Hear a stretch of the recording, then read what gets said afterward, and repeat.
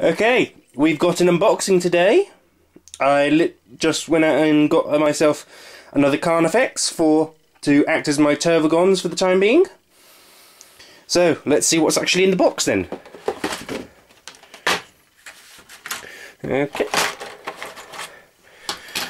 So, we got Carnifex's legs there. Good bit of detail on them. His main body, sort of with the tail downwards. And this rather un-Tyranid-like looking thing, I believe goes on top of the body here. If I can get that in the light. There we are. And that allows the main body to hinge on. We've got the main body here, both halves, with all his arms stick onto. We got the crushing claws. Very nice ones. I've got something planned for them with the third Carnifex, which I'm going to be getting. But we'll see what for them. His armour for his main body. So that goes on top of those as well. So it should be rather good for that. And then we got further bits of armour which goes on the top. He got his normal armour plate there. We got another one which I believe is the frag spines, and we got another one which I'm not sure what that one is. That one might be frag spines. That one might be frag spines as well, or it isn't. Or it might be one of the ones which is no longer usable since the change of the codex. So let's go on to the next one. Slightly smaller one, all the weapons. So we got our heavy venom cannon.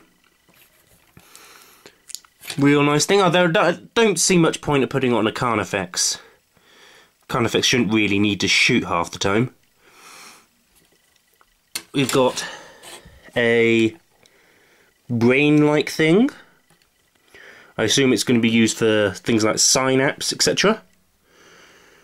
No, not synapse, sorry, toxin sacs or adrenal glands. Love the adrenal glands though. We got the Stranglethorn cannon. And this I do see a use for on a Carnifex because of its poor ballistic skill. But most of the time the other options are far more attractive. We've also got some decorative spikes which can be added there. And over here, again, some decorative stuff. Looks like venom glands, etc. We've got a set of scything talons. I think these are the secondary scything talons which you can use. Two are rather nice ones. And then we got our feeders for the Stranglethorn cannon and the heavy venom cannon. I forget which one's which, however. Because I've never built one of those yet. Anyway, you do get both of those feeders there. And let's look at the last one. Some more decorative spikes which can be placed all over the Carnifex's body. Another set of scything talons. These are the larger ones. Rather nice ones. And I'll probably be giving my Carnifex some scything talons. And now we get onto the mountain of heads. So here we have his normal head by the looks of it. Both halves there. It seems to be the normal bog standard one's head. We got this one here, which seems to be the bioplasma one, if I'm not mistaken. That could look pretty good, especially if you don't want, gives them an extra range attack, the bioplasma.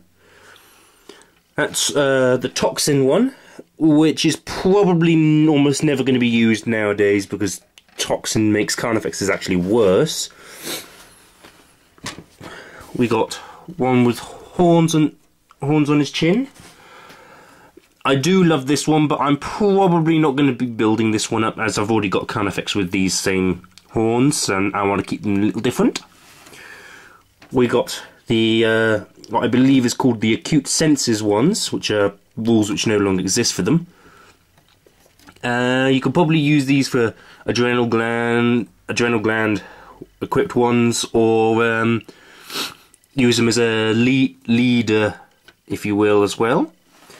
And then we've also got half a head, which is the regenerative head, if I can get some detail there, which goes with the normal head here, and that's for the regenerative. Again, I got a plan for that later on, but not just yet. We've now got a spiked club for the tail. Yeah. Bit of fancy stuff. We've got another bit of tail deco. I should stop trying to say that word, shouldn't I? We got another little bit of thing for the tail, which is a sort of almost like swinging axe on the tail. We've got a horn, which can go on top of the Carnifex's head, which you probably have seen on a lot of the pictures. And then we got this little thing, which again can be mounted on top of the Carnifex's head to give him a little bit more detail. And then we got two death spitters for this twin link death spitter, and two devourers for his twin link devourers. The base, which you don't really need to see, is standard 60mm. And then we got the instruction book. Fairly standard one in the 3D. Listing all what you can put where and what goes where, etc. As well as some of the many variants that you can build. So I will get on and build this, and we'll see what it looks like when it's finished.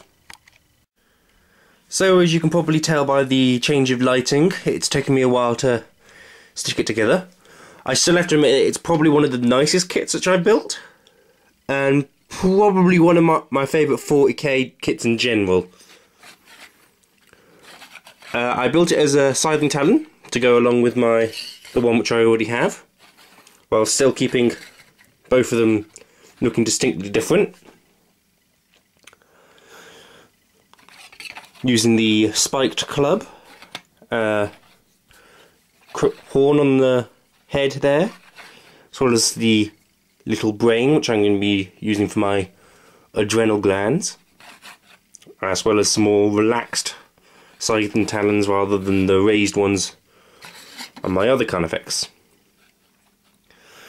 So you will probably see this one in action soon enough in one of the battle reports, either as a Tervagon or Carnifex. I shall see when I get to it, and I will get to painting it up. So this has been my first of hopefully many unboxings, and we'll see what the next one will be.